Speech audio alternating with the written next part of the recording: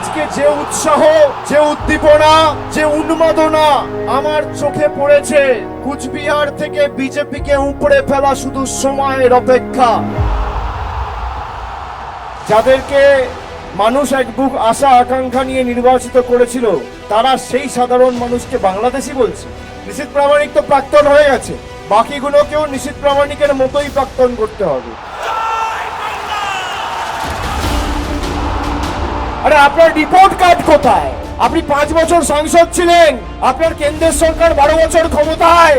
কোন বুথের জন্য নরেন্দ্র মোদীর সরকার ক পয়সা বরাদ্দ করেছে রিপোর্ট কার্ড নিয়ে আসুন, তারপর মানুষকে মুখ দেখাবেন।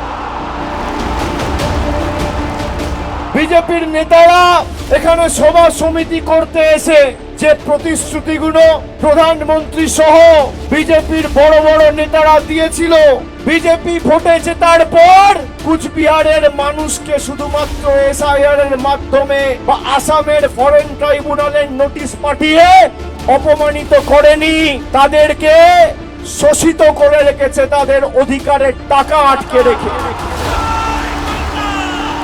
এই নির্বাচন খালি তৃণমূলকে জেতানোর নির্বাচন নয়, বিজেপিকে শিক্ষা দেওয়ার নির্বাচন।